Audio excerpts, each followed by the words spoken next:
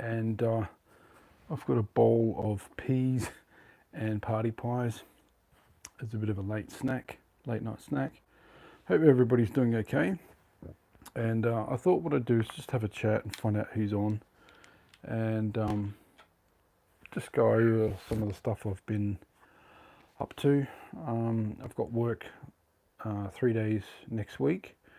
I'm applying for things for Friday night, but we'll see what happens there.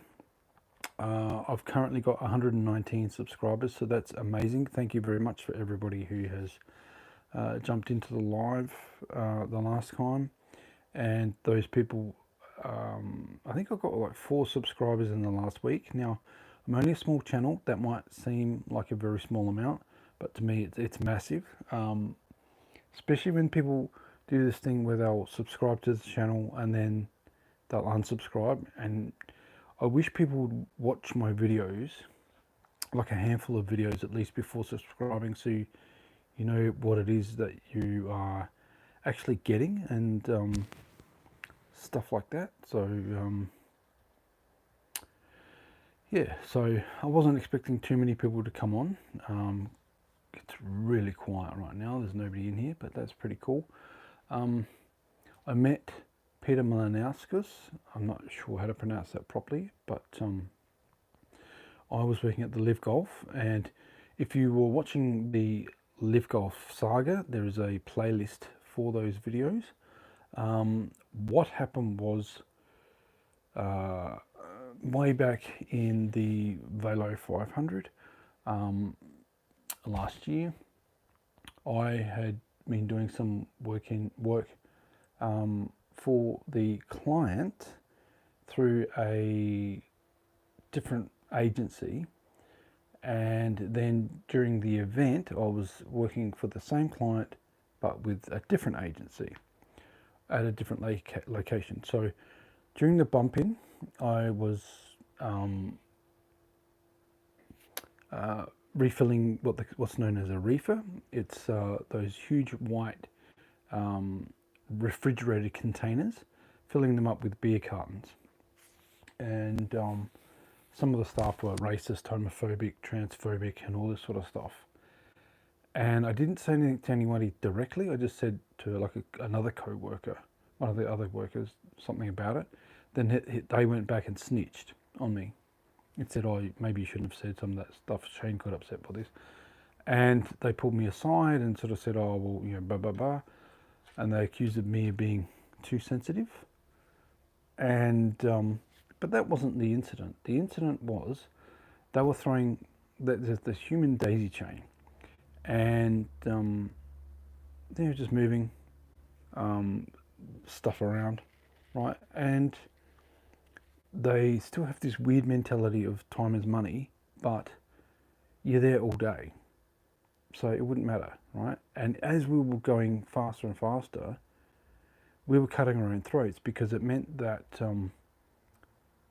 the shifts later in the week, like there's like 2 days worth of work that I lost because those shifts got cancelled. Hey, how you going? Please leave a comment down below if you're watching. Welcome aboard to the live show. I'm just recounting the Live Golf saga. There is a playlist on my channel for it. So what happened was they were throwing beer cartons between each other. And it's part of a daisy chain. And I said, it's not really necessary, right? But also, there was a supervisor who had to stop every now and again. We were loading fridges, right? Thank you for the thumbs up. We were loading fridges. Hey, Devin, how you going? Thank you for watching. And hey, Mark. I thought I'd come on about like 11:30 this time of night, because I know this is when a lot of my audience is sort of on. But I'll schedule these a bit more regularly, I think. 5 viewers, that's pretty cool. Thank you everybody watching. No, I don't make anybody a moderator. There's not that many people in here for that. If you want to subscribe, you can. I do appreciate that sort of thing. And then when I finish this, I'll come and look at your channel and No promises, but I may subscribe back. Yeah, so anyway, they were throwing beer cartons, and the supervisor was stopping and tidying up the beer cartons in the reefer, the refrigerated, what do you call it? Like a container, like a refrigerated container, and they use it for transporting like beer cartons and soft drinks and all that sort of stuff, right? So he stopped.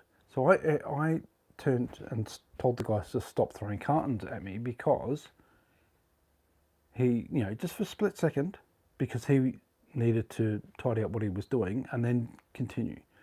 He got all arrogant and said, don't, Shane, use moderator to your advantage to create loyal audiences. Yeah, but thing is, I don't have a massive audience here. And I can block people. I can see them, block them, if they're getting out of hand and all that sort of stuff. But you are right. I have moderated for people before, and but I'm not familiar with you yet. So we'll come into a couple of lives and we'll talk. Okay. But no promises. I do appreciate the. Hey there, Georgie. Yep, I get it. But I'm just going to wait for the time being. I have to build up trust with somebody. I don't just give people moderator status. I do all sorts of things. The job that I'm talking about is where I was doing a bump in for the Velo 500 supercar race. Hello from Melbourne. Hello, how you going? I'm in Adelaide at the moment, but I do all sorts of stuff, hospitality jobs. I work at the Adelaide Oval sometimes. I've got some work coming up for the AFL, and all sorts of things. I'm very open to whatever comes my way. I am looking for full-time work. The Velo 500 is a V8 supercar race. It's VAI. Actually, they may have changed the name of it. Yeah, it is Velo 500. And if you can Google that, and it'll show you what it was. And they sell a lot of beer and stuff like that. A lot of people turn up and watch the V8 supercars. But anyway, so the supervisor got angry because he didn't like the idea of me telling the guys to stop, even though if I didn't, it would put his life in danger. So in my head, okay. So in my estimation, this person was unsafe. So then fast forward, during the event, I was behind a bar, so I do bar work as well, and went off really well. I'm talking about an incident called I'm talking about an incident that was happening at Live Golf, but I haven't got there yet. Hi there, Billy. There's a playlist called the Live Golf Saga, LIV Golf Saga, and there's 3 or 4 videos that talk about what went on. So during the Velo 500, the event, not the bump in, but the lead up to the event, because I did bump in, and then I did the event with another company. Go to the Philippines, you'll definitely find a wife. No, I've got a bit of a love interest happening at the moment. 17 people in here, thank you very much for that, and thank you for the 2 thumbs up. No, I'm not lonely. I think what I might actually do is block you.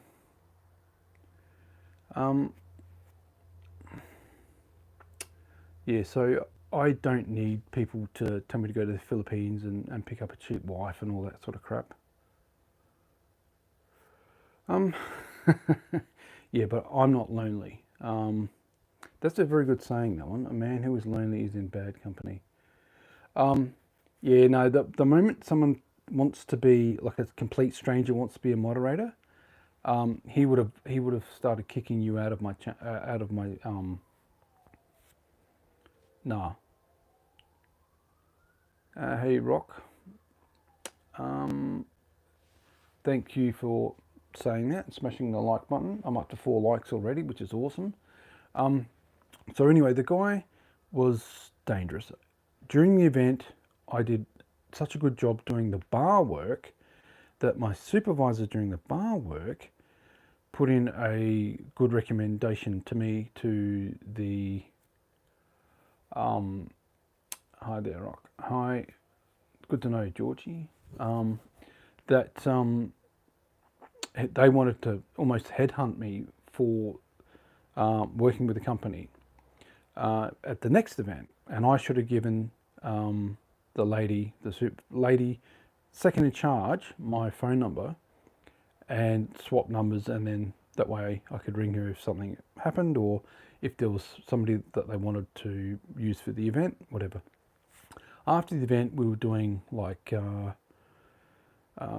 called bump out. So you got bump in before the event and bump out after the event, where you take all the excess beer cartons and stuff and you put them back to like a central thing. Hey there, baby boy. I'm talking about an event called the Velo 500 here in Adelaide, South Australia. The next thing I'm going to talk about is a lift golf tournament. So anyway, I had like an entire week worth of shifts doing the bump in and beverage running for the live golf tournament, and I didn't want to do it. I had no problem doing the bump in, but I wanted to be behind the bar, and instead someone complained, said, oh no, Shane complains too much, and he's not as fast as the other guys, which is crap. So like, I think before I act, and that can make it come across like I'm a little bit slower than other people, but too much info, don't care if you came, okay, whatever. So you can go. Wow.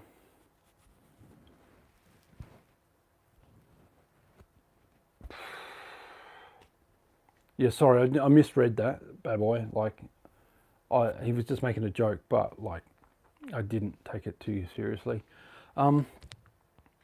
Yeah, oh my god, all the lunatics are out. But anyway, so this guy, whoever it was, they went through the names of the people. Oh, you made a reference to, I just came, what are you guys talking about? And he goes, oh, that's a bit too much information, talking about coming, and just like, oh, whatever, dude, I just blocked him. So this guy complained to one of the companies, and I lost all my shifts for the live golf, and you'll see me talk about that on those videos. And there's a playlist called the Live Golf Saga. There's about 4 videos on that. But it's all about how I overcame that. And I went and got other jobs to fill in for the week. Yeah. To fill in for the week. And then I reapplied with another agency for Live Golf. So I ended up getting shifts on the Sunday. And not only that, they rang me up on Sunday morning and said, look, we're going to shift your shift. No, he's not. No, Mark is fine. You need to apologise now, otherwise you'll get blocked. I'm waiting. So they wanted me to come in at 9 o'clock, right? And then they offered to pay me for an Uber down there, which was great.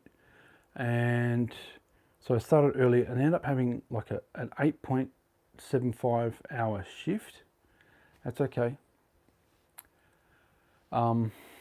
Just try not to I know people want to make fun and stuff, but because it's just text, I can't tell whether people are being sarcastic or whatever. So yeah, if you need to go, you need to go. I'm not here to attack anybody or whatever. But thank you for watching, and thank you for the thumbs up and things like that. I'm not here to offend anybody.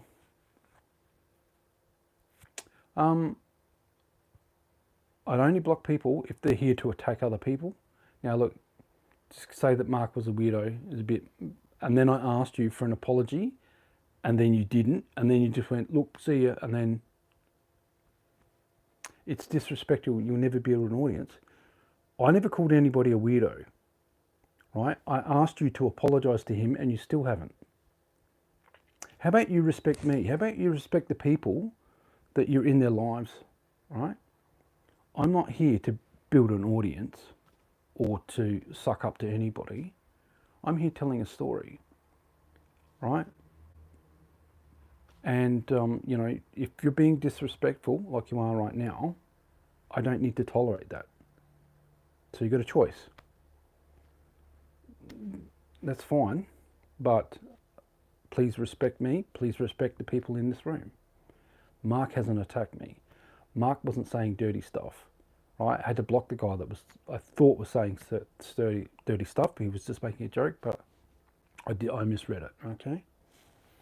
Once again, I apologise if I'm upsetting you or whatever. That's not what I'm about. Before you subscribe, please watch a few videos just to know whether you're wasting your time or not, because the content isn't really for everybody, but I try to be as generic as possible. Okay, so with Live Golf, they wanted me to start at 9 o'clock in the morning. They paid for an Uber for me to get down there, and I ended up having an 8.75 hour shift. I was in the sky boxes at the 18th hole, which is like the super duper VIP area within the Live Golf. And the first hour and a half I didn't have to do anything at all because they couldn't serve alcohol until 10:30, and other people were doing barista work and stuff like that. But then we were just serving drinks and things like that, and taking drink orders, serving little canapé meals and food and stuff like that. And then we were cleaning up afterwards, and when I was cleaning up afterwards, I bumped into Peter Malinauskas. So there's a video about that on my channel. That's the last one. And yeah, so that was pretty cool. So that was my last week. So this week's paycheck should be pretty good. I've got work lined up doing construction stuff. Next week, I've applied for doing waiter work during on Friday night. So we'll see how we go there. There's a couple of full-time jobs that are coming up that I want to apply for, and things like that. So what's everybody else been up to? What have you achieved in the week?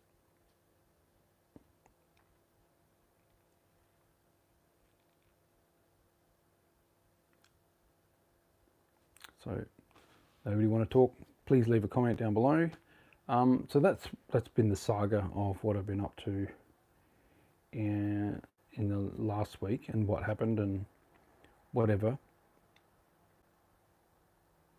I've had a few deals done. What kind of deals have you done? Had done?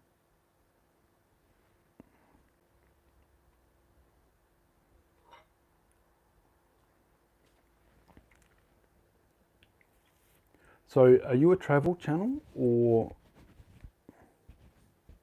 sales? Okay. Is that through YouTube or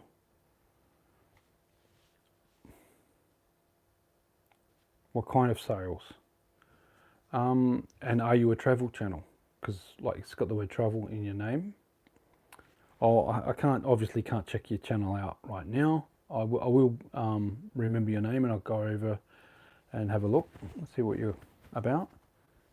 Oh, you sell TVs. That's pretty cool.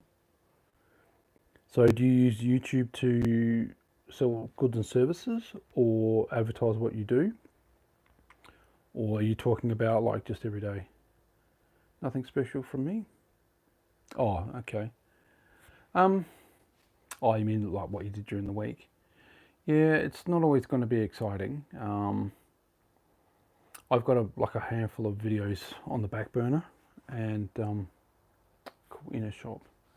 So where are you, Bay Boy Travel? Are you? We have a shop. Is that in Melbourne? I think you said. So we, who's we? Is that like a family business, or are you just talking about like the company that you work for?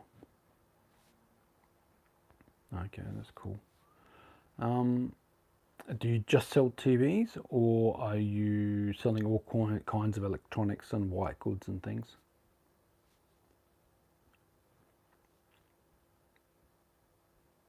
Ah, okay. So you and your wife own a shop where you sell TVs and things. That's pretty cool. Do people electronics cool? Do people normally buy like the really really big TVs, or are they just looking for like smaller monitors and things?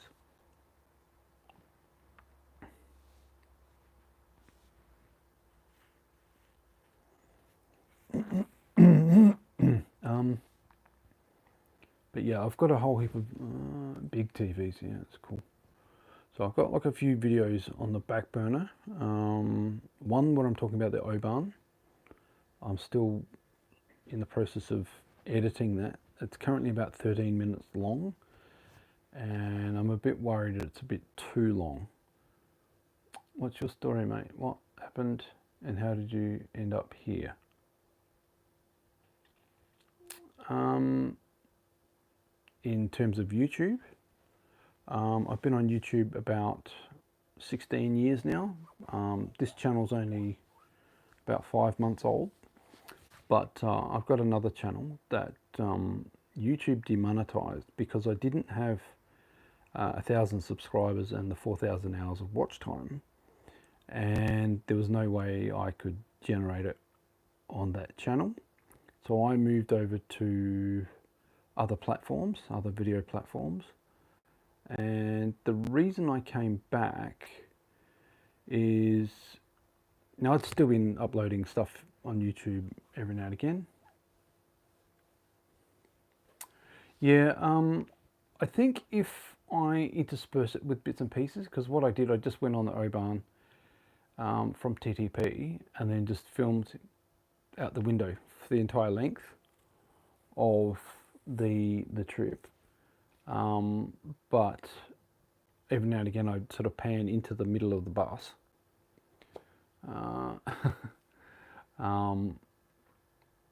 So I'm just, but I want to be a little bit more informative about what the O-Bahn is, what it does. I've like shown the extra little wheels that come out of on the side of the bus, so that operate with the track itself.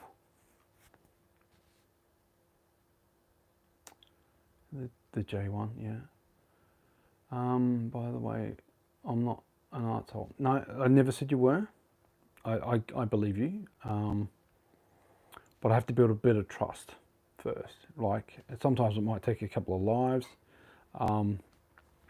checking out your videos, finding out who you are and all that sort of stuff before I let anybody moderate my channel. Because I've had a couple of people that I've had to block in here, like straight away. Yeah, I understand. Like, but when it comes to respect, it's a mutual thing. So I don't want to moderate. That's good. Yeah, some people, there's nothing to moderate, right? People come and go. They're popping in. They get bored, and then they leave. They want to find out what you're talking about or whatever.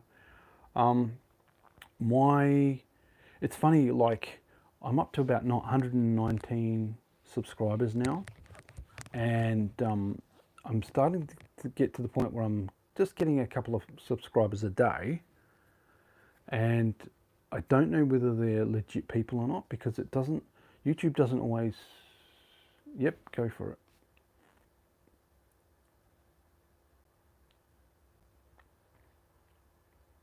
Yeah, YouTube doesn't always like notify me of the subscribers. I just have to see the numbers increase. I want you to grow your channel. Okay.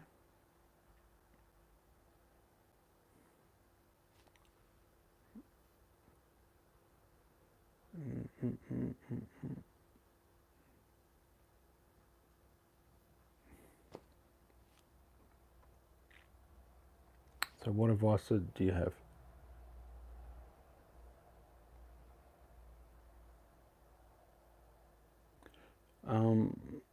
See, my focus isn't necessarily on like YouTube growth. I've got an idea of what I want to do with the channel. You'll need to start thinking like Mr. Beast. No, no, no.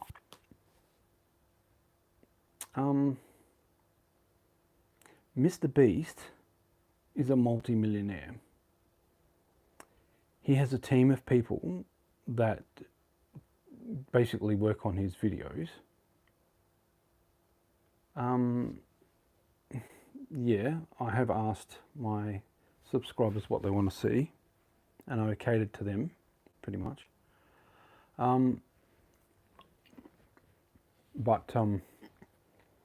I'm not going to compete with Mr. Beast.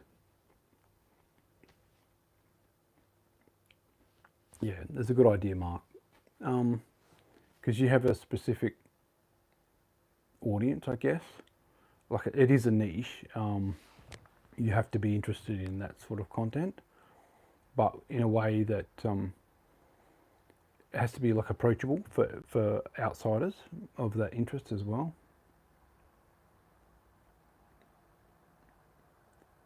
How about I show speed? What are you talking about? What speed are you talking about?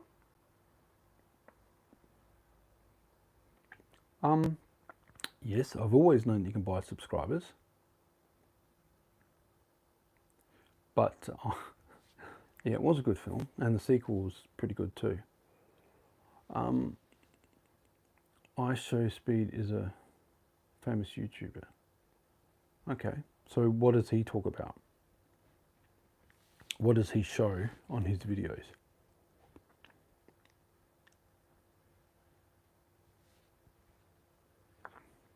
Okay, that's worse.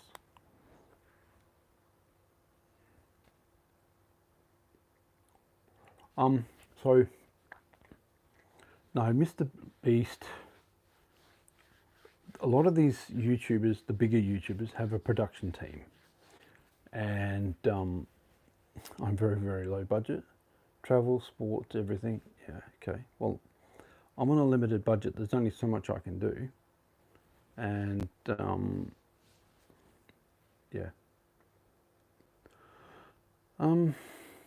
My main focus is to show off the best parts of Adelaide. There's a few people that got really popular really quickly just by rubbishing the various suburbs and things, and I don't really want to do that.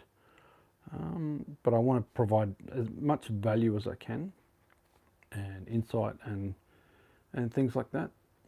But we'll see what happens. I'm slowly developing a regular loyal audience. Go to Smithfield. Yeah, I might not survive the trip there. But yeah, I've been to Elizabeth. I've done stuff like that for TikTok.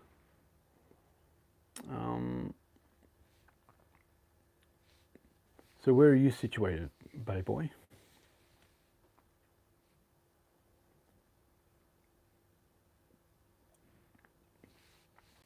And what kind of videos do you do? If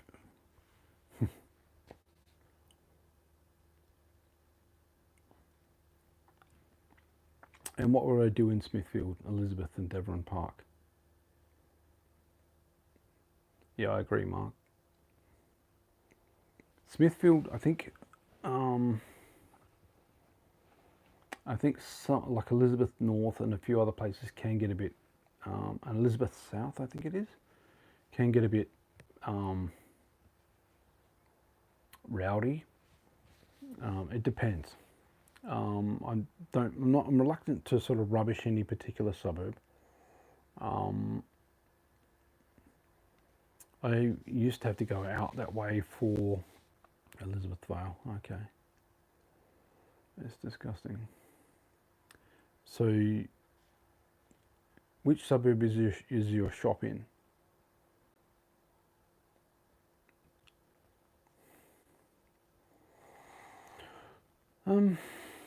Yeah, I think one of the problems with the suburbs is that if people think less of a particular suburb, Smithfield. So if people think of less of a particular suburb, they're going to trash it. They'll just drive past, throw the garbage out the window, do burnouts and do all that sort of stuff because they've got no respect for that particular area because of the perception of that particular area, which does sort of contributes to the lowering of the expectations. And I'm in Salisbury, so I know all about lower crime, lower economic, lower social economic areas and things in the northern suburbs. But and I think some of these places do get an unfair some of these places do get an unfair reputation. But then people think because of the reputation they can trash the place. So I'm all for highlighting problems with certain areas, but I wasn't born in Salisbury, and I wear the black cap just as a survival thing, really. You have to look a little bit hood to sort of get around. You can't look too rich, otherwise people start asking you for money and stuff like that. So what is a Salisbury kind of person?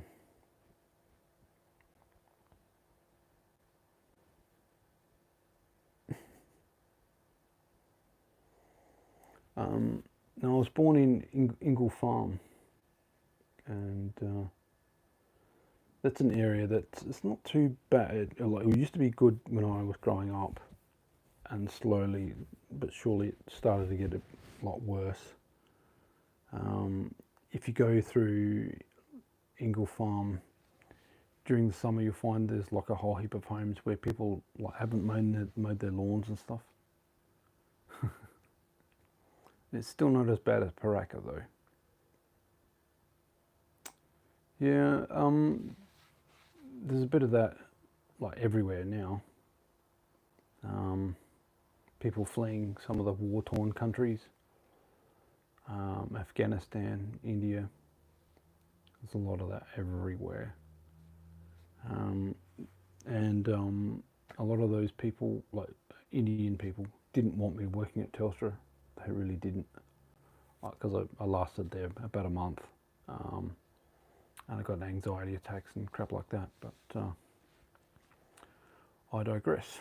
So that's why I do what I can here on YouTube.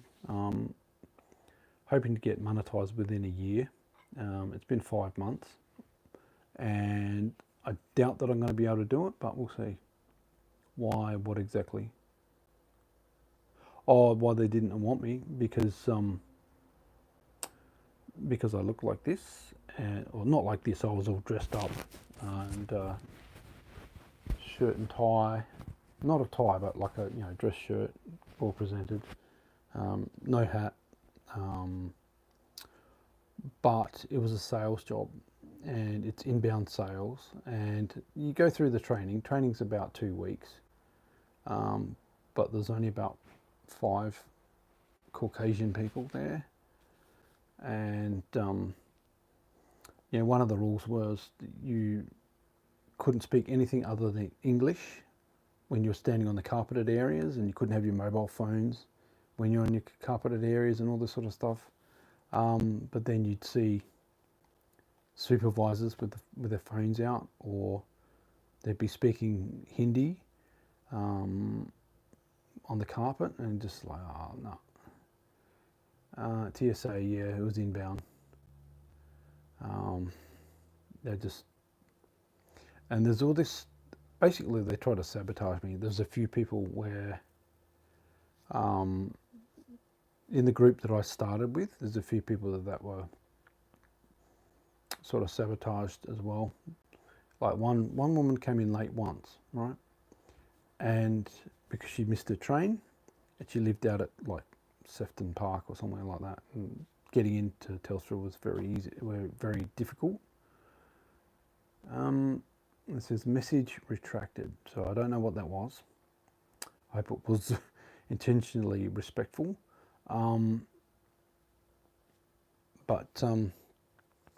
Yeah, I eventually made it through their training, but I had to go through it a second time. And my mindset, in what sense? It was a toxic work environment. Why would I want to go back there? A poor mindset, in what sense?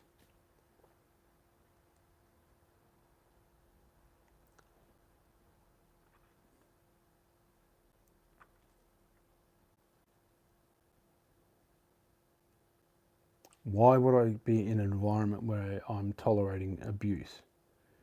It was giving me anxiety attacks.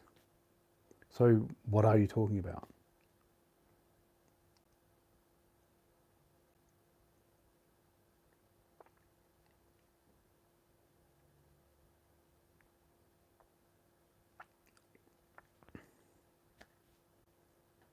My life in general.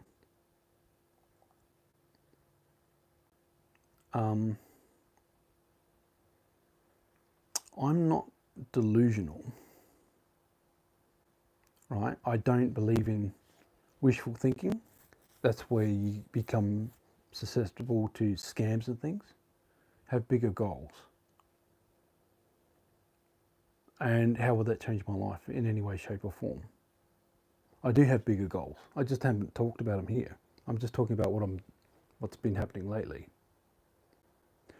I'm aware of that, but I don't have a regular, consistent income. So what am I supposed to do?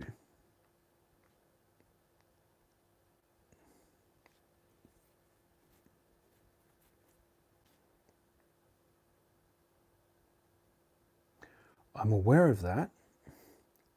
What are my other options?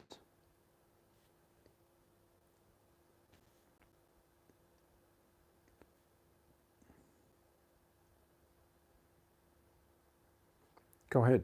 What are my other options?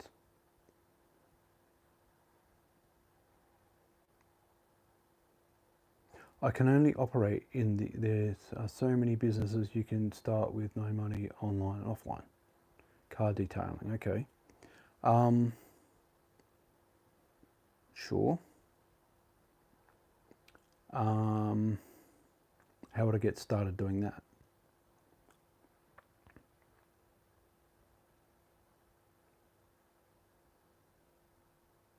You know, you seem to be full of answers, and you're starting to become disrespectful again, right?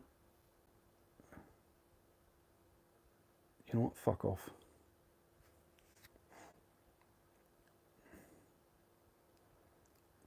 You know, like, I can't believe, you know, like, I really, really don't need people like that telling me, oh, you've got a negative attitude. It's like, no, I was just talking about what was going on. He was talking about how bad he's so, fucking hell. Like, oh, I'm not an asshole. I'm not an asshole. Like, yes, you are. If you're telling me how to run my life, I can only deal with what's in front of me, right? Yes, I have long-term goals. I have bigger picture goals and things like that.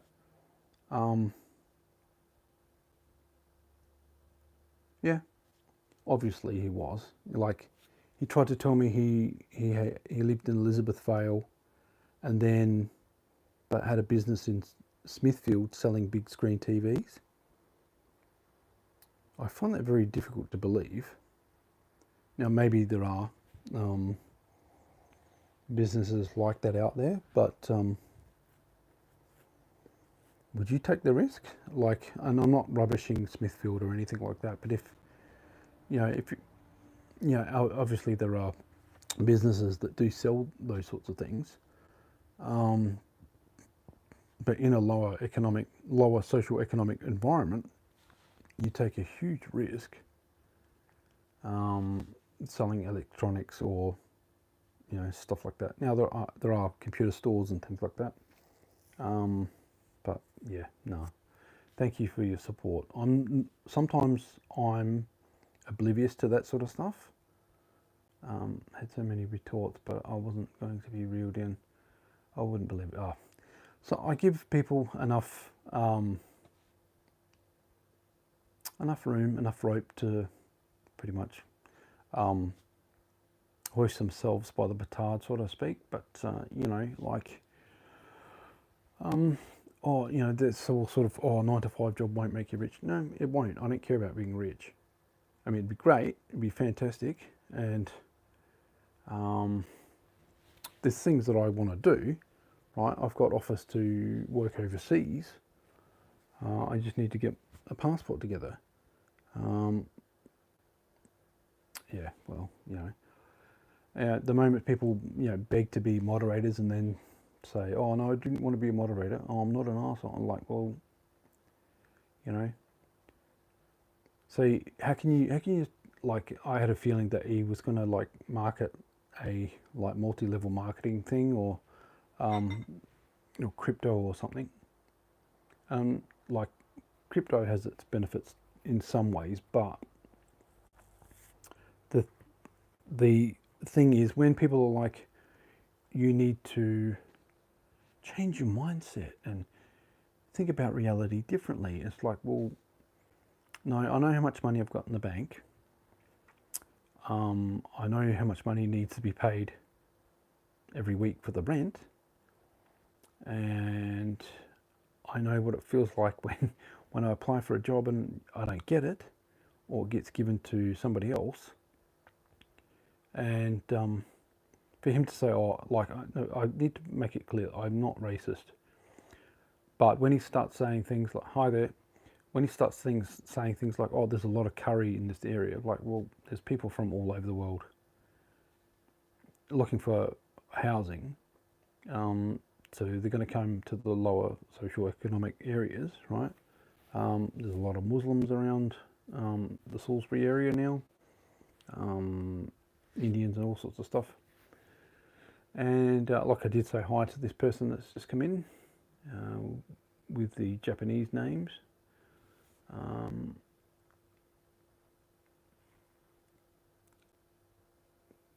I can't. I recognise some of those symbols. I am learning Japanese, but it's only through Duolingo, so I'm only going through the hiragana at this point. But yeah, like, he was a pain in the bum. Yeah, they're easily gone.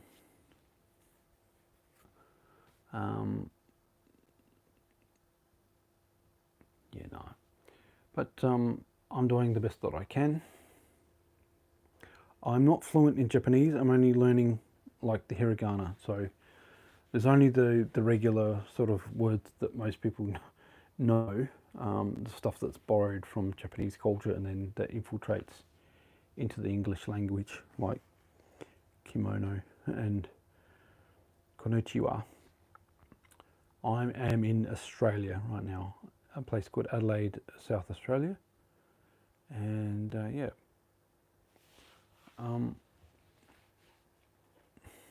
So yeah, a friend of mine was learning Japanese, so I thought I'll give it a try, and I found that it's a lot easier than a lot of language to learn than other language. Sayonara. Yeah, that's good. Sayonara. I think it's good. Yeah, that is Japanese. No, I'm not angry. Not angry at all. I had to deal with a troll previously, so I might be a little bit angry at that person. Not angry at you or any people that are currently in the room. So yeah, so yeah, all right. I think it means goodbye, but I haven't got to that point yet. They never get angry. I've heard that Japanese people are very polite. They're real calm. Yep, very relaxed. That's good. So which part of Japan are you in? What is your prefecture? I am currently 51 years old.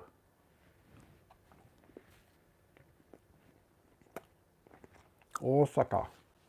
Excuse me.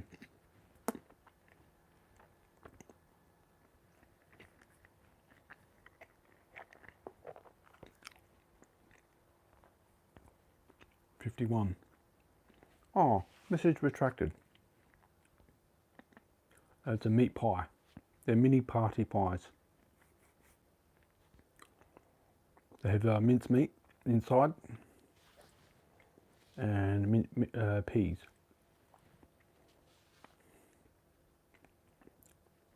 Why did you think I was 70? Yeah, well, you know what? You can go. Because I don't need that.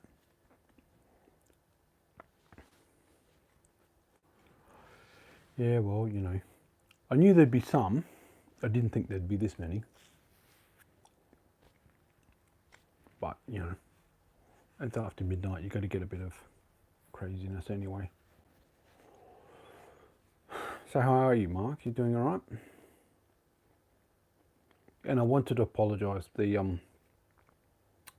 The 3 serial killers at the same bar. Yeah, the 3 serial killers. I think I got confused because the I know that there was, I think, Jeffrey Dahmer, Gacy, and Ted Bundy. They were all operating at the same time. But I know that there was a bar that had 3, that had Ted Bundy and a few other guys drinking there. Hi there, David. How you going? How's life in Texas? I'm in Adelaide, South Australia. Yeah, but then again, when you Google it, there's different versions of which bar it is. One is in Birmingham, Alabama, and then there's one in Perth. I'm thinking, well, Ted Bundy wouldn't have come to Perth. No, it's in South Australia. So New South Wales is on the eastern side of Australia, and South Australia is in the middle of the country, and I'm at the very southern part of the middle of the country.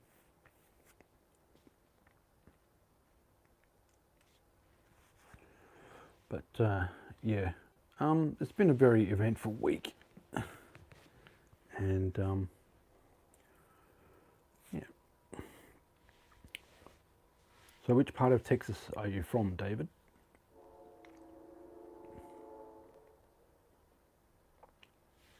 Yeah, I've heard Texas is quite good. It's very big, apparently.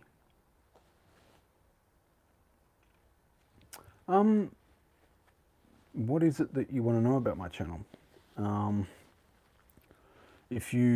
Before you subscribe, I ask people to actually watch a couple of videos. Primarily, my goal with the channel was to advertise Adelaide, South Australia, put it on the map a bit more, because it's a place that in America it doesn't get much news or traction. It's one of the most beautiful places in the world, Dallas, Texas. I do have a few friends in Texas. I think they're in Austin, Texas. Yeah, so I just wanted to talk about the good things about Adelaide and try to get more tourism here and things like that. But the stuff that goes on in my world, everyday vlogging stuff, you'd make a horrible salesperson. You're asking people not to subscribe. Well, you can subscribe. By all means, subscribe. But I ask people to watch a couple of videos first so that you know what you're getting. Because from my perspective, there's nothing worse than somebody subscribing and then a day later they unsubscribe. Right? I don't want a disappointed customer, so to speak. And, you know, you don't know what offends people. So one video, they might love you for it. And another video, they might go, I don't like this. Actually, it's a good sales technique to be honest. And it's an interesting thing. I had a guy who used to run a comic shop in the middle of Adelaide called Pulp Fiction Comics. And what impressed me once was he said, don't, because I was going to buy a comic, he goes, no, don't buy that one, that one's crap. Right, now he could have made a sale there, but what he did was, no, try some of this stuff, right, the writing's really good, whatever. So I trusted his recommendation. Now he obviously lost a bit of money initially, but then when I tried the other stuff, yeah, but what's the point of screaming, oh, subscribe to my channel, it's fantastic, and then you look at it and go, it's not for me, right? You lose trust in me the moment you do that, right? The moment I do that. But anyway, like the guy, yeah, Pulp Fiction Comics, it was run by the Pete Moore. Do you? So have you been to Australia, David?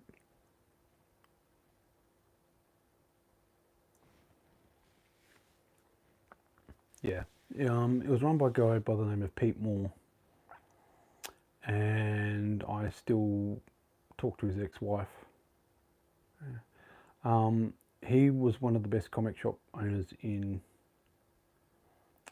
Adelaide. So how old are you now, David? Yeah, so he had a bit of financial trouble towards the end, and his staff actually betrayed him, and they set up they went behind his back and they set up Greenlight Comics, and I've never set foot in the store, I never will, and I hate the people that run it, because they, or at least own it, they don't run it. They would have outsourced so that they don't have to do any work. 50, yeah.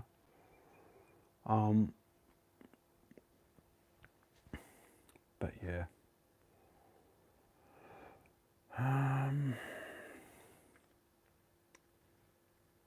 Yeah.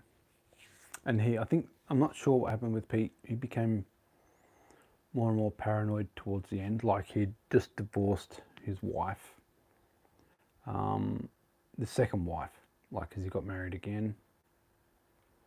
A little bit. Yeah, I don't mind a bit of crypto. So which crypto are you into?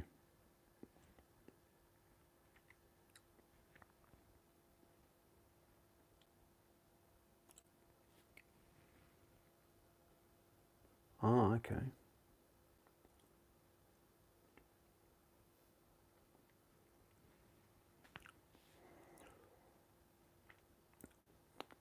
There's no way he went to Pulp Fiction when he was little and he was 50 years old, because 20 years ago Pulp Fiction Comics didn't exist. So I'm getting a little bit better at troll hunting. And you noticed he, as soon as it was talking about crypto, right? It's definitely a full moon. Oh yeah, he was. I remember Pulp Fiction Comics. Like he just copied what you'd said. and like I'm thinking, okay, so you're in Dallas, Texas, but all of a sudden, you know, like a local Adelaide comic shop. That's why I asked him how old he was, because it's like I knew that if he'd said he was like 20, I would have let him go. But this, you'd make a rubbish, you know, salesperson. No, but no, it's no, no the yeah, yeah, crazy stuff. I can see why people don't really like YouTube all that much, especially going live and things like that. TikTok is really bad for this sort of stuff. On TikTok, do they try to get you to use the like a slur? So they'll say things like, "Oh, have you heard of XYZ?" But that XYZ is like if you say it out loud, it'd be the N word or something like that. So if you're cluey and you read you don't read out what they're saying, you read it with your eyes, and then you read it out verbally. Like once you understand what they're going, and then you can stop halfway through. Go, yeah, I think I know that guy. Do you know that guy? You know, or whatever. You're playing for saps and stuff. Yeah, so I'm up around 119 subscribers for the channel. Yeah. Yeah, but even the other guy, that Bad Boy Travel channel, if you owned a business, right, why would you be up past midnight on a Tuesday, or it's Wednesday morning now? No,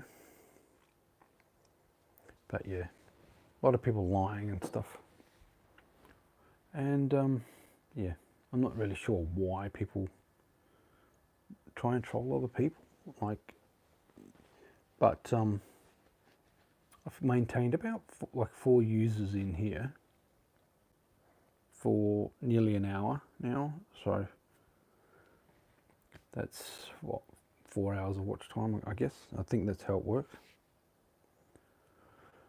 But yeah, so what are your plans for tomorrow, Mark?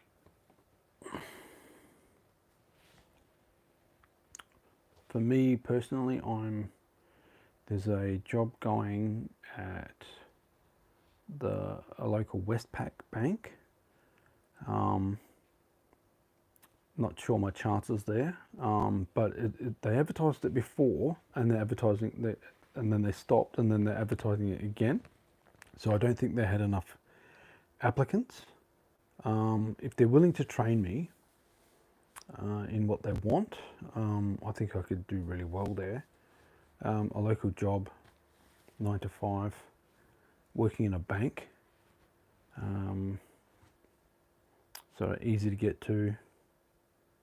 You know, it'd be fantastic. And I think one of the football clubs is looking for somebody to work in their poker room, and I can finally, if I get that job, I can finally put the basic gaming course that I did to good use. But I think it's like that with jobs largely just casual stuff like that. But it may clash with my Adelaide Oval work, but we'll see what happens there. Yeah. What else? Yeah, tomorrow's bin day, so there's that happening. I really should do another video about what's going on with the neighbours and stuff. The property's just getting like worse and worse, trashed, and it's just like,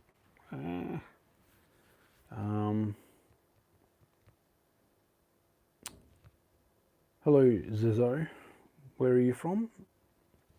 And what have you been up to?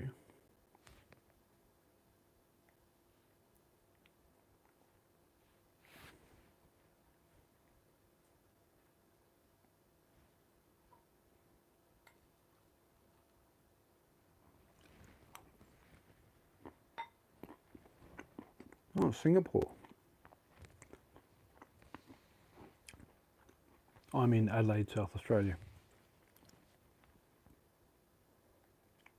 So what's going on in Singapore?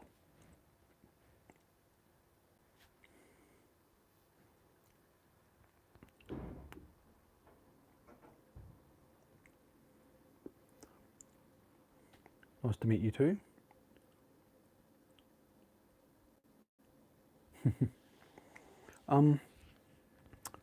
They're okay. I've got one or two semi-decent neighbours. One of them is a bit lazy.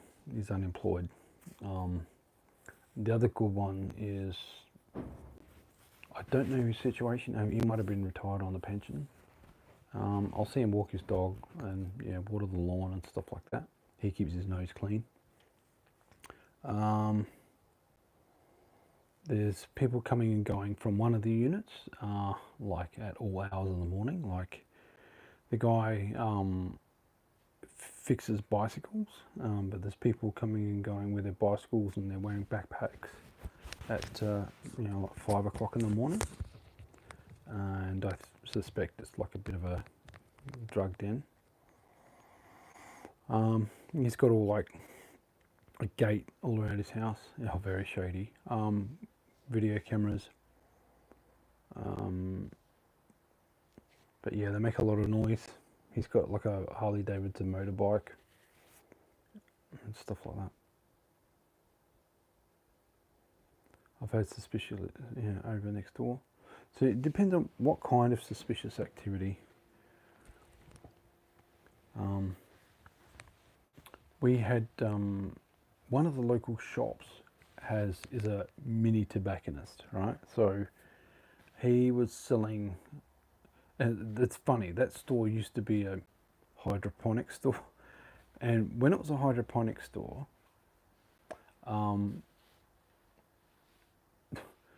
that people would drive up. This is before Breaking Bad, right? So they weren't very cluey, so they'd drive up to this hydroponic store, and in like super hot sports cars and stuff, like they had money, right?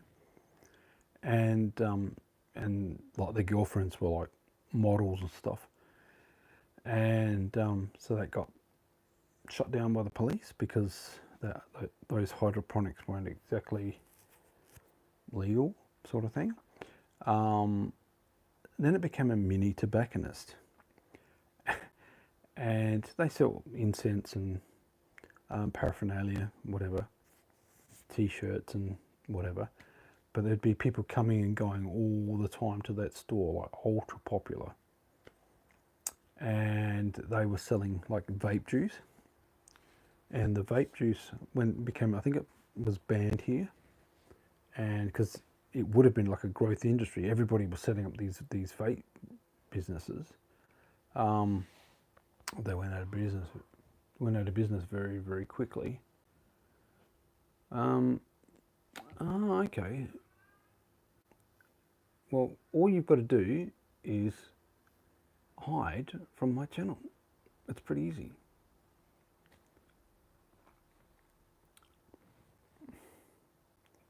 Oh, I'm sick of this channel. You need to chill. It always comes up on my feed. Well, bye. Like, yeah. He didn't read your message because he's already gone because I kicked him. Yeah. But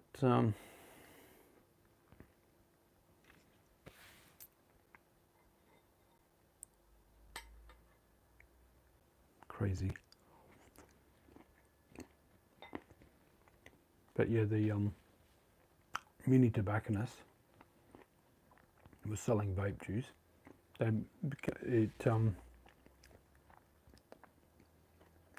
So I think once that'll run out, because I would have bought like heaps and heaps before the ban, and hardly anybody goes into that store anymore. It's sort of really suspicious. But yeah, it's funny. Like, where are these people coming from? Like, they'll come in. Oh, hi Shane. Oh, okay, and then all of a sudden, yeah, they'll engage for a little bit, and then every single one of them, after a while, has become like disrespectful, and it's like, what are these things? Are they? Now, I don't think they're. Some of them, I don't know whether they're bots or not.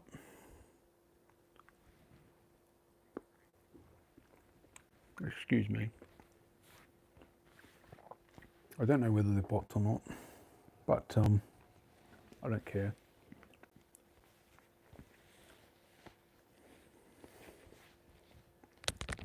But yeah, I've now got a policy of like zero tolerance of any sort of disrespect or abuse or whatever. Yeah, especially when they talk about growth on here. Like, that's all everybody ever talks about. Oh, how to grow your YouTube channel. Well, what's the point? What's the point of having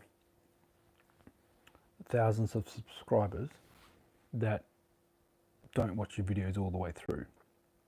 Like, some of my videos might be 4-5 minutes long, but the average viewing time of the videos is like 1.5 minutes. Now, some people are watching all the way through, which is fine, but some people just get halfway through or whatever, and you think, do I bother to go through the video to find out what it was about that particular point in the video that people didn't like? Or what, you know? Hey there, Brody, how you going?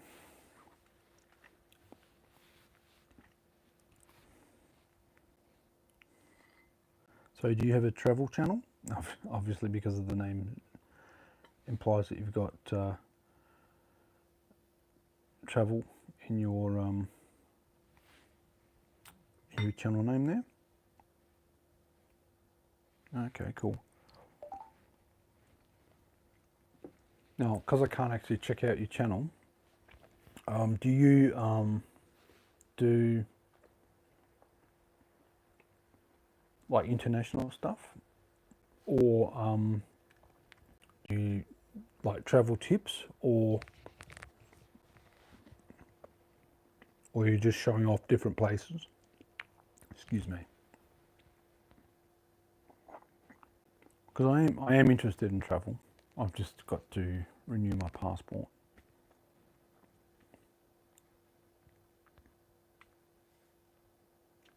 I'm a travel enthusiast.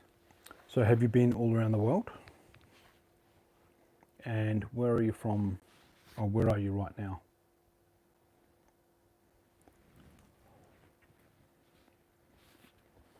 That's cool.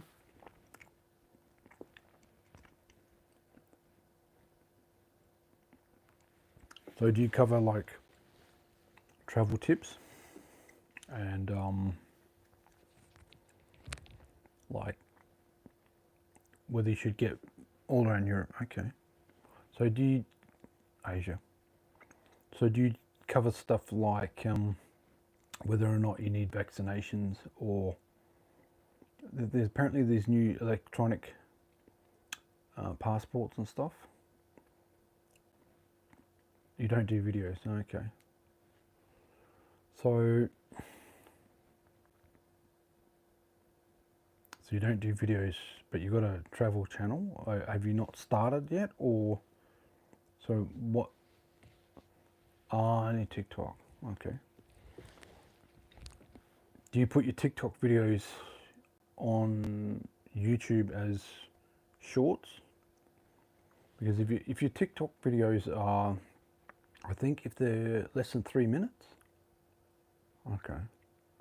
If they're less than 3 minutes, you can bring your TikTok videos over here. and they'll be classed as shorts.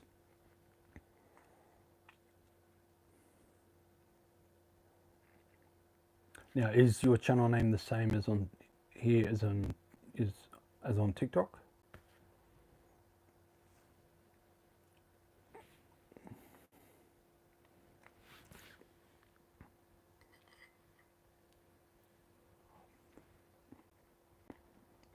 Oh, cool.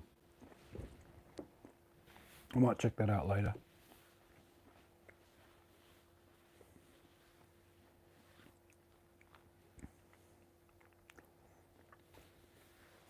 Yeah, YouTube is a different beast, I think, and it works best with horizontal video rather than vertical. But yeah, welcome aboard everybody that's come into the chat.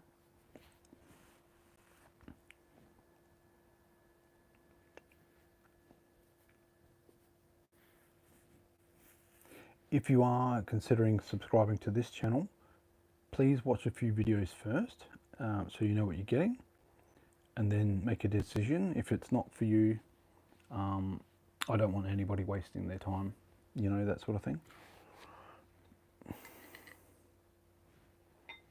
But yeah,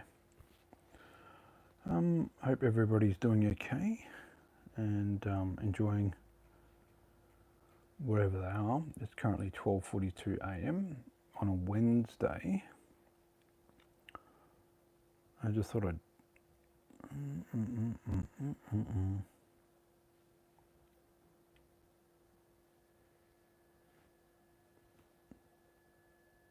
possibly.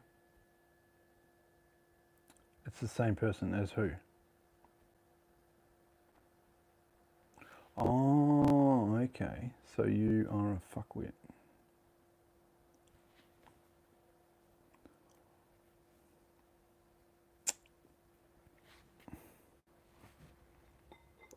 Yeah, as soon as it said travel in his name, I knew.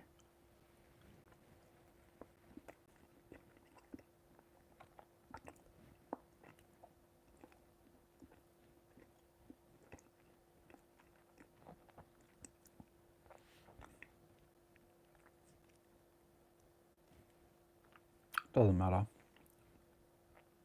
It doesn't matter so much, really, because I'm only here for the watch hours. Because they can say what they like, really. But and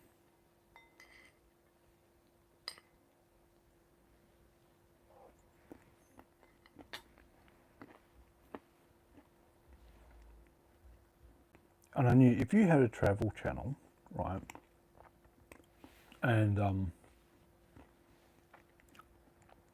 why would you wait to set it up? Why would you? You'd put the channel together straight away if it was a business, right?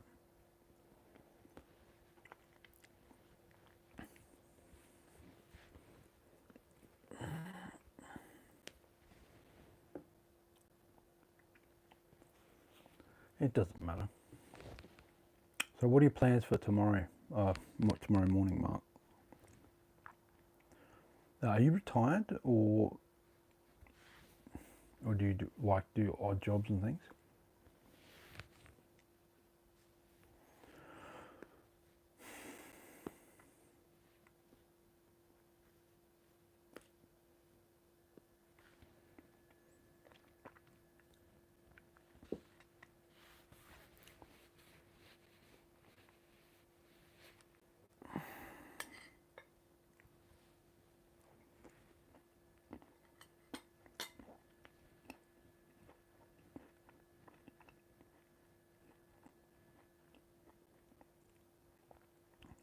Ah, okay. Cool. Yeah, I try to get on that. But the Liberal government came in and made it really hard. I wear hearing aids. But they still, it's like you're not disabled enough. kind of thing. I had a history of depression. Wasn't enough. And the funny thing is, I'll do a video tomorrow about this. Yeah. These are only supposed to last about 5 years, right? And I got it on the government system. Now, I don't have healthcare card. I've got nothing to do with Centrelink anymore. I'm this close to reapplying. I've been lucky, really lucky. I've got a little bit of savings, but throughout Christmas and January, February, during the quiet months, I've had to dip into my savings. Now, I do have a bit of investments and things like that that I can tap into if things get really bad, but I don't want to. They're investments there for long-term stuff, and I do have a bit of crypto that I can sell if I need to, but that causes trouble with the tax department and stuff as well. But yeah, so the appointment that I had earlier yesterday was that hearing test, right? Or to go in to check these, right? And when I got there, there's an audio guy, specialist, with a very strong Chinese accent. And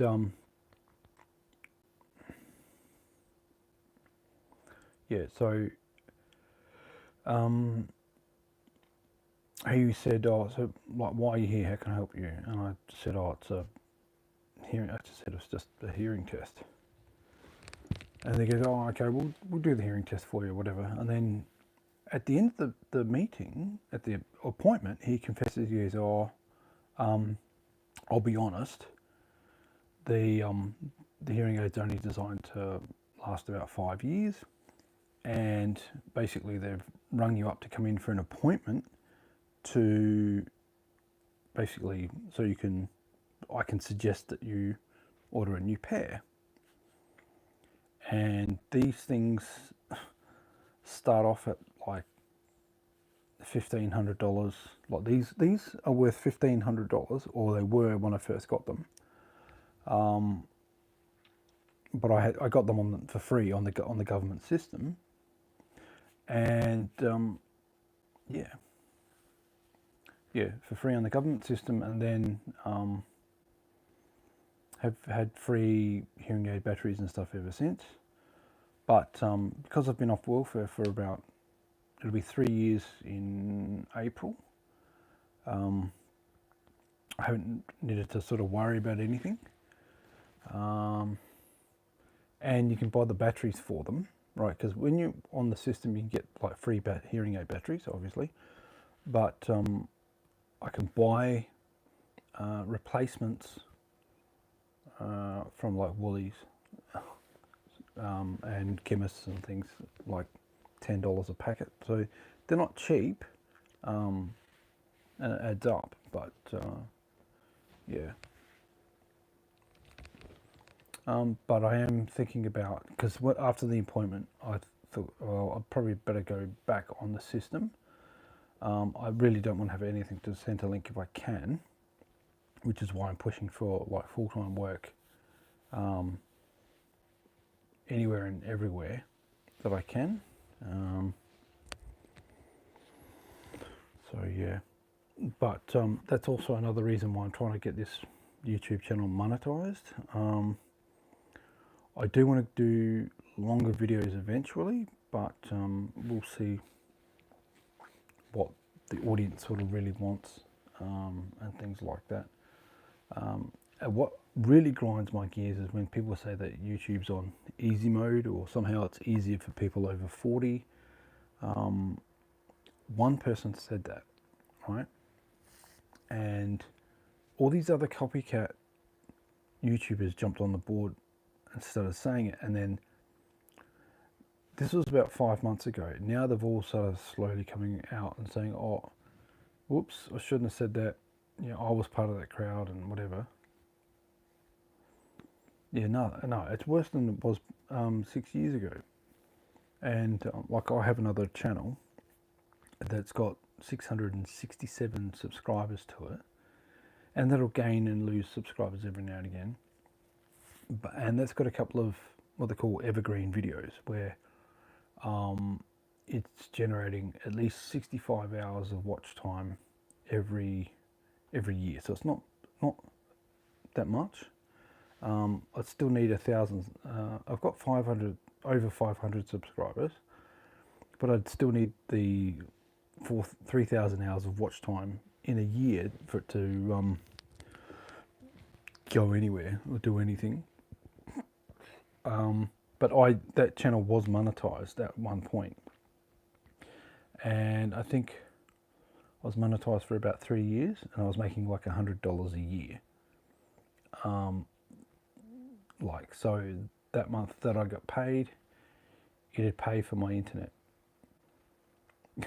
Like, no. So, what is annoying when people, like, I don't begrudge anybody being successful on YouTube. I think that you do need to have like a certain personality, depending on the content of what you're doing. Your stuff is really good because it's informative about a specific topic, and you can show locations, you can show information, photos, videos, and other things about a specific person or a topic. And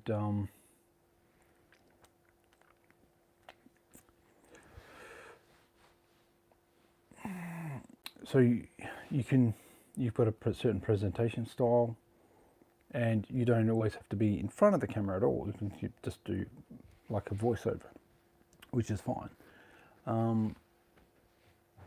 With mine, it's almost like I have to be, I don't want to be fake on it, but I like to probably bring a bit more excitement, so that the recent videos are all about me winning or having a different mindset in regards to negative things happening, and then me going, okay, how do I overcome this? And reputation is a big thing, and yeah, having a really good reputation, even though like one person tried to destroy me, right, by telling lies, and they told people those lies to people who didn't know me. But when some of these reports, like, because when you work for somebody, they will report to the supervisor. So there's always, because the supervisors are always trying to sack somebody. Okay, who can we send home? We're trying to cut costs, so who can we send home, right? They don't realise that they are hamstringing the economy long term when they do that. But that's why I want to get away from these third-party agencies. One of them I have an exclusivity agreement with. Now, I haven't signed that paperwork in a long time, but the agreement was that I couldn't work for any of their clients, or obviously any of their competition, for a year after I left that company. And places like the Adelaide Oval hate that company with a passion because of that agreement. And I'm currently working at the Adelaide Oval because I was complaining about it out loud, and someone sort of said, don't tell anybody, but if you take that company's name off your resume and then reapply, we'll reconsider your application. Yeah, thank you for that too. I appreciate your feedback and like the positive feedback and stuff like that, because very often I don't know if I upload a video that gets less than 20 views, I start to go a bit funny, like not mentally funny, not depressed or anything like that, but I I start to second guess myself. But I realized that not every video is for everybody, and some videos they're just got to be me vlogging. It's about me going to get a haircut, going to the local shopping centre to pay my rent and stuff like that, right? That's not what people really want to see to a degree. But then you've got like someone on here called Dodash, and she's a black woman in America, and she's doing her like 20-minute videos where she was talking. She started off in a job she didn't like, and then she went to do DoorDash, and Uber Eats and all that sort of stuff, right? And she found she can make a lot more money doing DoorDash, and then she was doing YouTube videos about it, and she was doing YouTube videos every day and stuff like that. Then after 5 years of being on YouTube, she suddenly went viral. Like she had like 500, she got up to about 500 subscribers, right? And then she did a video where she said like, I don't want to work a 9 to 5, so I started doing DoorDash, right? So because she's talking about the freedom of being her own person, sort of thing, if you're doing like this meal delivery stuff. And she started to gain subscribers and stuff like that. So she's up around like 75,000 subscribers in like a period of like 3 months. And all the haters and the trolls, they tried to dox her. They went after her, and in a big way.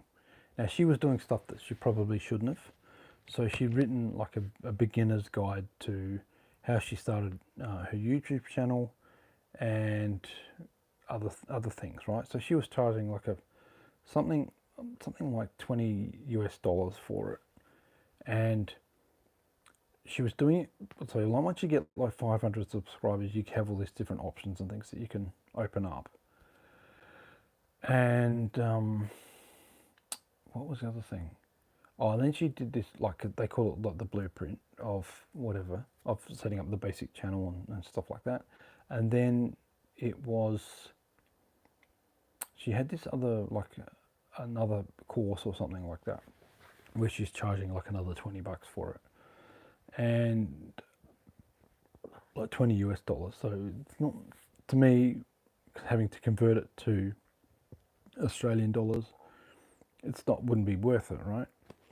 And now she's charging $25 each, like $25 each for a shout out. Now she's got a big channel, so if her views are getting like a couple of thousand views a day, then there's a potential chance that someone may see your videos, the link, and then subscribe and stuff like that. But there's no guarantees, and I would never do that to my audience, and I would never what do you call it? Yeah, like I wouldn't guarantee success through a shout out, and I can always shout out a channel through the when you make a post and things like that. So but yeah, but then she's making thousands of dollars now on YouTube, and then posting videos and saying, this is how much money I made on YouTube. And so hers is like a vlogging channel, so it's not like a documentary channel or about a specific topic. So she sort of made a name for herself. But yeah, the haters come out and enforce. And there's some channels, they've got like no videos whatsoever, but they've got playlists of other people complaining about her, right? And you know, like for example, all the people that I've blocked here, right? They could do videos and say, oh, this guy blocked me, and all I said was this, and all I said was that.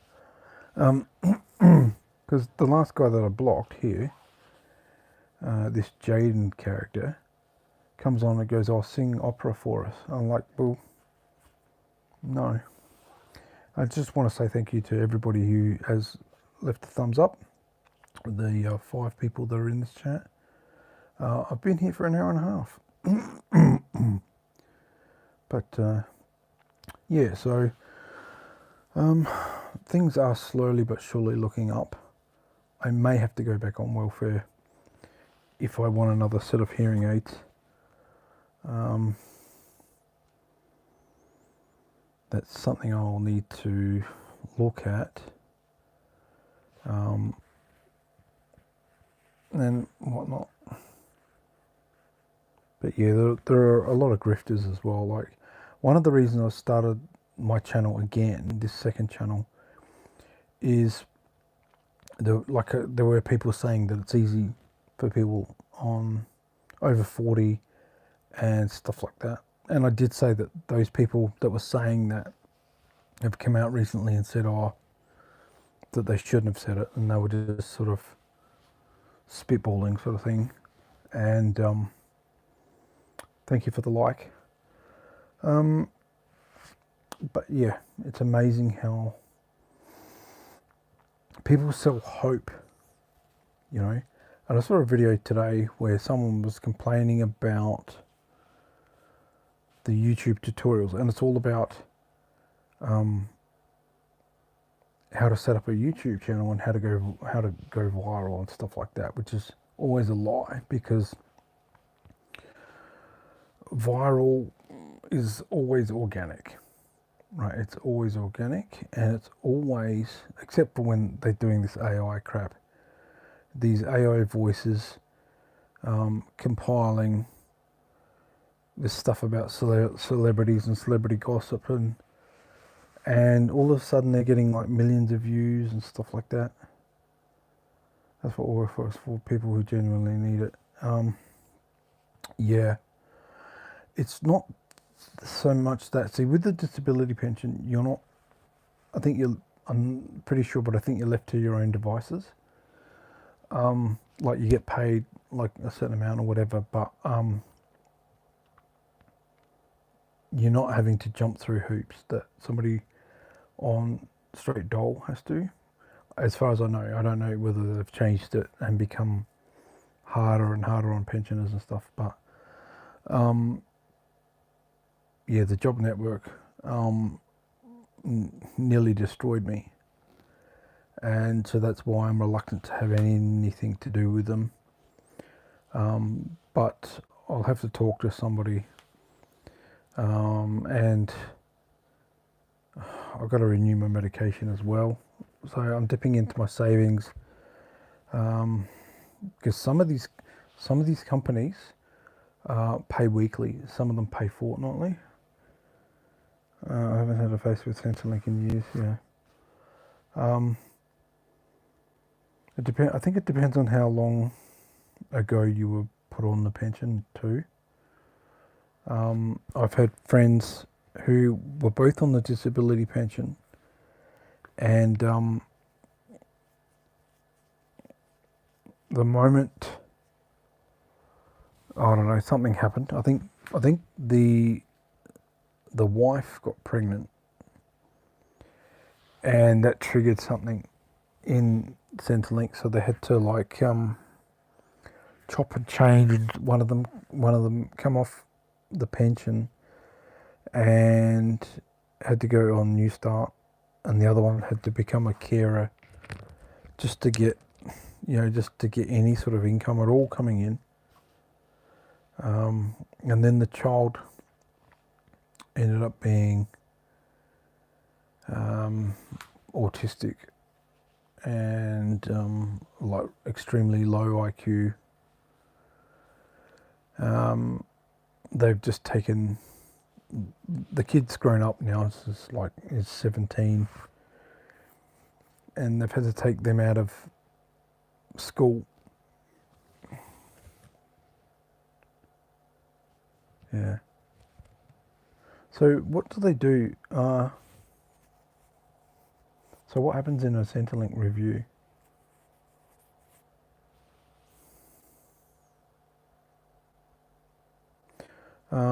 Yeah, I don't like them, and I don't like the people that work for them, because they're always trying to cut people off all the time. It's like, it's welfare, right? Why don't you go after people that are ripping off the systems for like millions of dollars?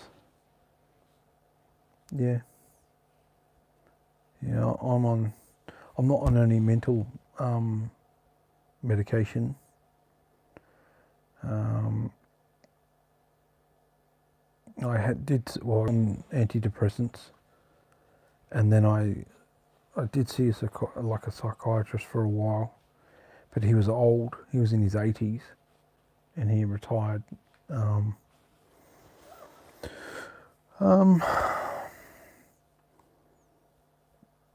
I suspect he was a bit of a grifter, to be honest. But no, it's been a journey on life.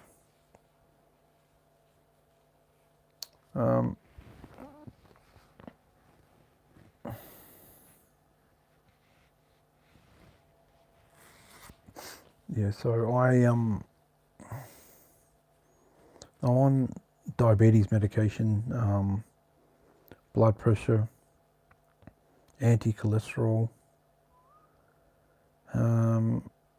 I think the other two. Oh, and I'm on taking vitamin B, because the medication that I'm on for diabetes absorbed like a lot of the B12. So it's like my doctor's a vegan, and she's telling me that I need to eat red meat. It's a laugh in itself. But yeah, with the hearing aid thing, going back to that, the appointment was basically, he was saying that they've just made you come in, so that I will recommend that you get order another set of hearing aids. And I'm like, if they were $1,500, like 10 years ago, they're not going to come down in price any. And it's like, oh yeah, they've got all the latest technology, and they've got all this and they've got all that, and it's like, yeah, that's all fantastic and well and good, but yeah, no, I can't afford new hearing aids. So that's something.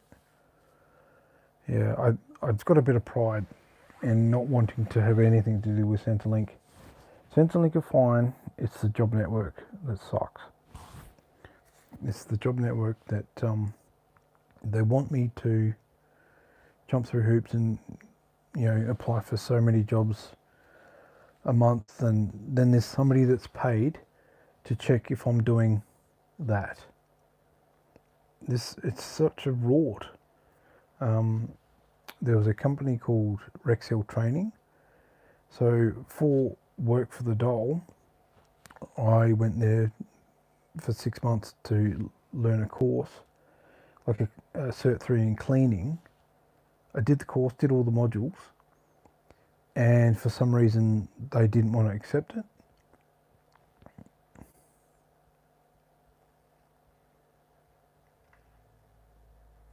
No worries, thanks Goat Bro. Didn't even know you were in here. Now Goat Bro is one of the long-time subscribers, so that's always cool.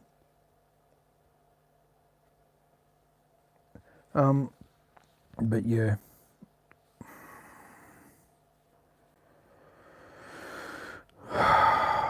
life, eh?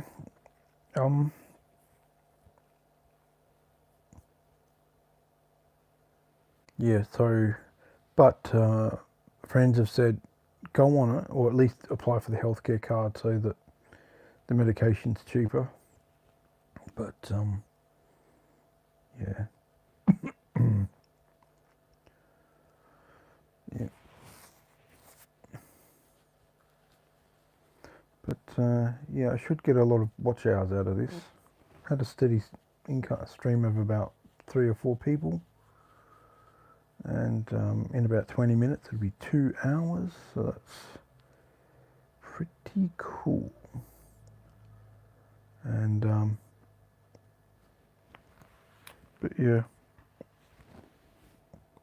and there's a waiting list as well. Not a waiting list, but there's a wait time. And part of me wants to wait till the last possible moment before even applying. But I want to build a reputation with my YouTube channel. Done well, thanks. I want to build a reputation locally as being supportive. Part of what I wanted to do was I wanted to be more South Aussie than Cozzy, because there's a few people really don't like Cozzy. I've seen him. It's funny. Like, I'll see people, celebrities, right? When I'm doing hospitality work or working at the Wavell Showgrounds or stuff like that.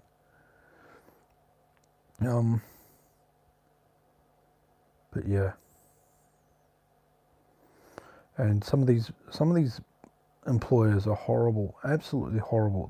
They've never done the job before of what they're asking me to do, and then all of a sudden, oh, you're not moving fast enough, you're not this or that, and it's like, no, I know what I'm doing, you know.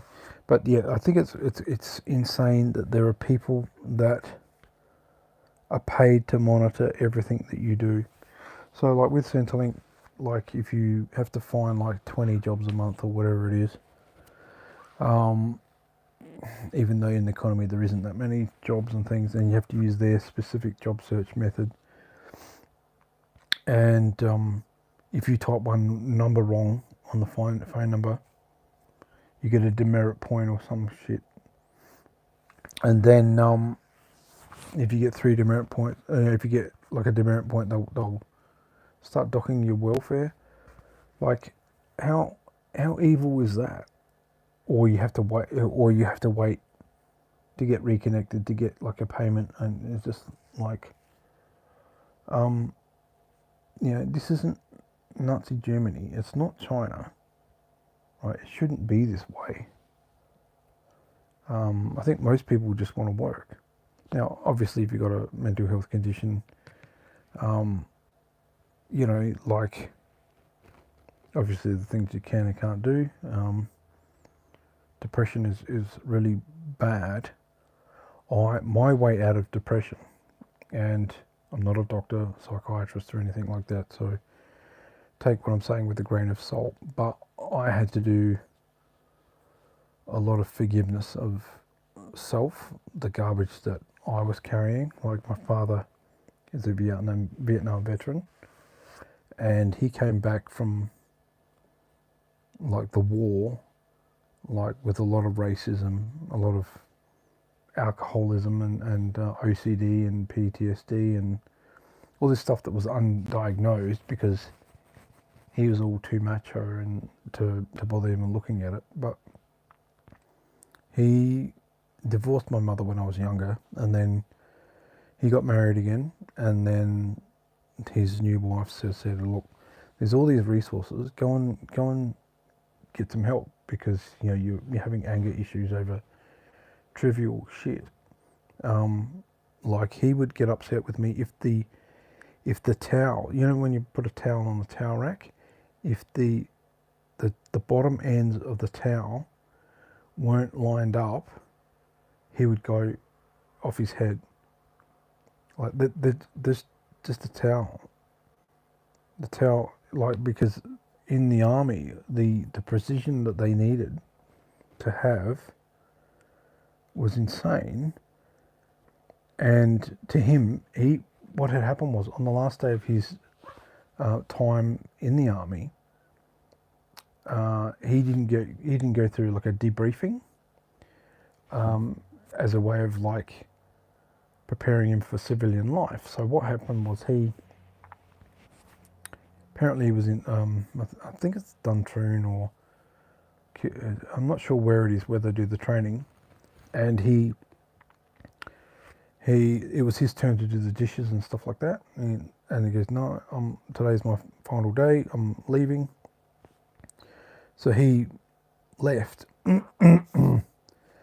and he was still wearing his uniform and stuff like that. He told me the story that he was still in his uniform on a train in Sydney, and back then you had to return your uniform and you couldn't be seen in public on wearing your uniform like while you're off duty, sort of thing.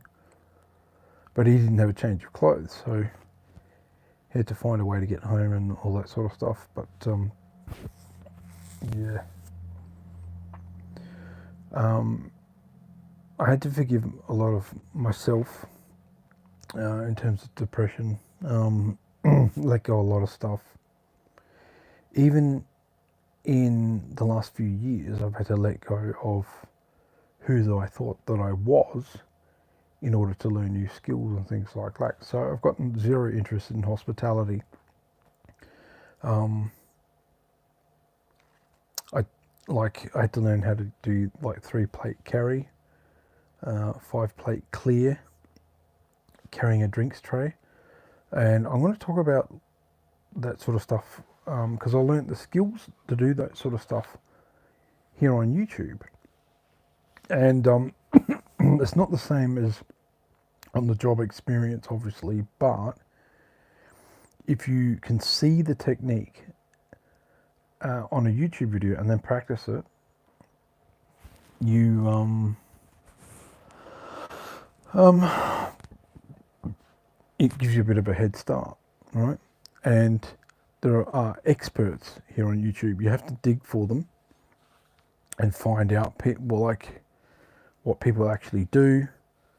And I hate hospitality, I really do, because you get treated like a slave pretty much. You're a servant. You're serving other often wealthy people, and then you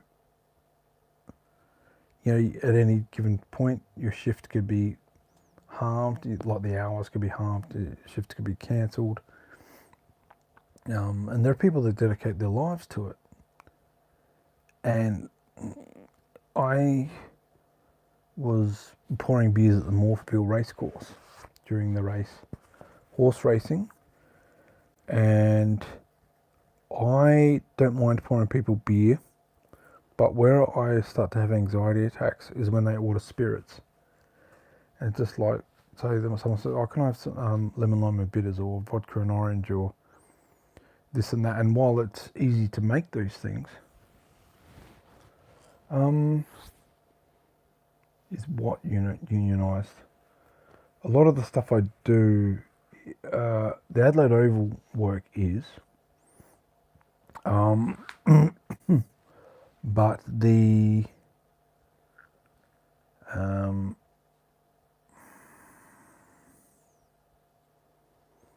other, I go through an app called Sidekicker, and I don't think that sort of stuff is unionised.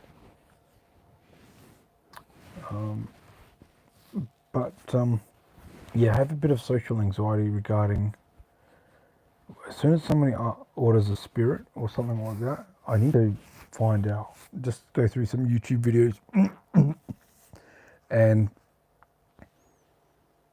get some bar skills and things like that. But yeah, letting go of who I thought I was to learn new skills.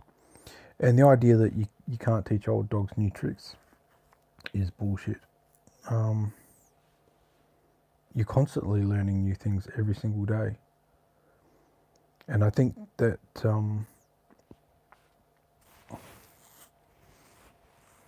You know, when someone says you learn something new every day, I treat that as a command rather than a passive sentence like, oh, you learn something new every day, where as opposed to you, comma, learn something every day. So it's like a command. And I wonder if initially it was a command that got lost in translation at some point over time, where it's, oh, you learn something new every day. And it's like, no, you learn something new every day. Actively learn something new every day. And that's something that Neil deGrasse Tyson said is you can get pretty far in life if you every day you set out to ease someone's suffering and then learn something new every day. So that's something I'm sort of slowly working on as well, learning new skills. And that, I think now that I start to reflect on it, a lot of that stuff, a lot of my self-doubt comes from the mistreatment from my father, the idea that not being good enough and things like that. Yeah, I am going to do some videos on these things. I just have to find a way of fleshing it out a bit, and getting my thoughts straight and stuff like that. But a lot of who we think we are, that's all ego, right? So some people say, oh, well, I'm a engineer, right? So someone said, oh, I'm an engineer, I could never work in a pub. Oh, okay. And so one of the other things is like I'm hearing people say, oh, I could never carry a drinks tray. Oh, I'm no good. But there are exercises that you can find on YouTube that teach you how to, I'll just move here. So you carry a drink tray like this, obviously not like this, but you do this exercise with your arm outstretched and you're doing this, right? And that's a bit hard to see, but like you're doing this, right? So as you're doing this, there's a tray on your hand and you want to try and get it as high as you can, and I get it to about here so that the tray doesn't fall off, right? And you keep doing this, you do it with both hands, right? And the reason you do that is so that if you get bumped or jostled and you've got like a tray of beer bottles or champagne flutes, and they're horribly designed, but once they lose balance, right, you're going to adjust, and the problem is you overcompensate, right, and therefore that's when they start to spill. But if they start to move a little bit, you can have the confidence to go, okay, I can move the tray at a certain arc, so, or you can move it very quickly. So if someone decides, if you're in a crowded room and someone doesn't see you, they decide to step back in front of you and hit your tray, you can compensate a little bit, right? You can buffer the impact. But it's something that I learned here on YouTube. And I'm going to do a video about like how to learn new skills using YouTube, and I'll tell that story. But it's amazing, the wealth of information that can be found on YouTube, using it as a research tool and things like that. I did a video and I made the mistake of being a little bit too long and put a little bit too much like walk and talk at the beginning of it. But what it was just a video about how to use the Metro cards. All right, because it's providing value. It's something that people need to know. And what I should have done was I might redo it, a specific video about how to use a Metro card, and because tourists want to know, right? And I'll have a bit of a different, like, show the difference between the Metro cards and the Opal card, which are the ones that they use interstate.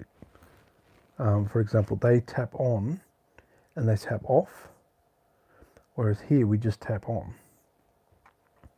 So little differences like that. And there are people saying, well, why don't you go up to Mount Lofty and stuff like that? So I've got to plan a trip to Mount Lofty. I want to go to Mount Monarto Zoo, and the Adelaide Zoo, and things like that. Yeah. I've got a video. I've got 2 videos about the botanical gardens, and in the second one, and it's a 19. Yep, that tap on and tap off confused me. Interstate, yeah. In the video, I've got footage of ibis, or the bin chickens, like nesting in trees, and they do it in the botanical gardens and in the Adelaide Zoo as well. They actually nest in the trees, and when they're feeding the baby birds, they actually quack like ducks. It's crazy. Like, it's part of footage that I put it in that video because it was to do with the botanical gardens, but by itself it wouldn't make sense. So I have to get more confident in doing videos where I just do a little bit of an intro saying this is what you're going to see, and then just leaving it up to the audience to watch the footage, and then a little bit of thing at the end explaining just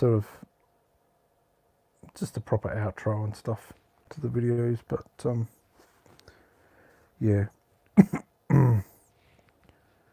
Yeah, but going back to the job network,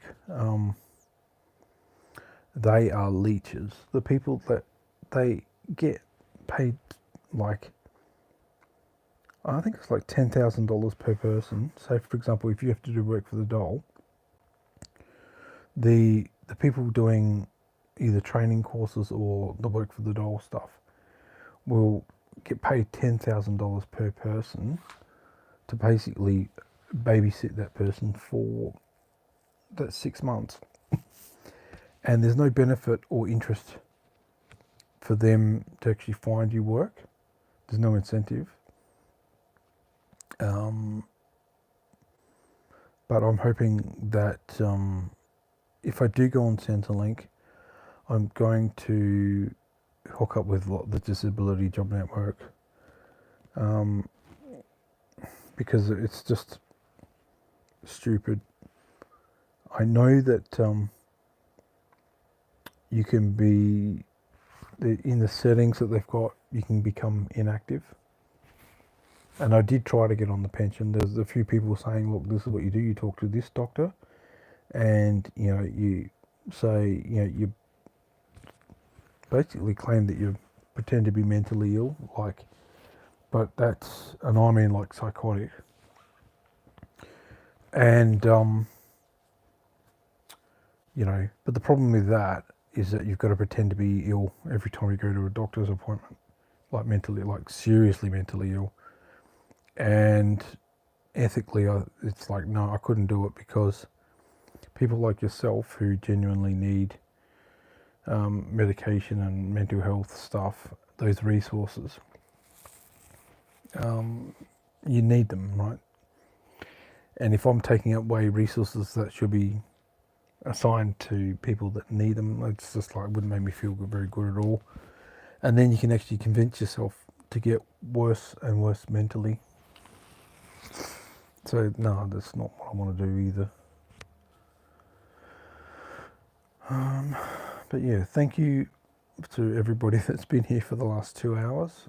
It's been great. So yeah, I didn't even know that Goat Bro was even in the room. I think he jumped in just to say something, but he's someone who's flying over from the United States. I think he's been here before, but I think he's moving down Glenelg. Oh, excuse me. Yeah, he's moving down Glenelg, coming in here in March.